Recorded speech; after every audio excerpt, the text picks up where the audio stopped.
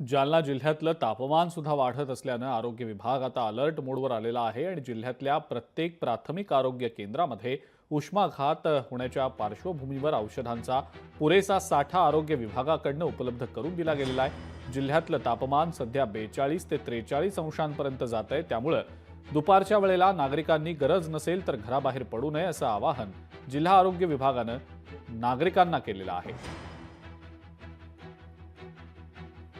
प्राथमिक आरोग्य केंद्रावर जे आहे उष्माघाताचा जर रुग्ण आला तर त्या अनुषंगाने जी इमर्जन्सी किट असते किंवा अत्यावश्यक औषधी आहेत ती सर्व आम्ही उपलब्ध करून दिलेली आहे। त्याच्यामध्ये ORS पावडर असेल किंवा फार जास्त त्रास झाला त्या रुग्णाला तर त्याच्यानंतर IV फ्लुइड्स असतील द्यायची गरज पडली असेल तर आणि सुसज्ज आमची सगळे जे आहे स्टाफ असेल किंवा मेडिकल ऑफिसर असेल यांना यापूर्वीच आम्ही सूचना दिलेल्या आहेत परिपत्रक काढून आणि त्याच्या अनुषंगाने काय काय कारवाई करावी लागेल या त्यांना बैठकीद्वारे तसेच वारंवार परिपत्रक काढून त्यांना सूचित केलेले आहे।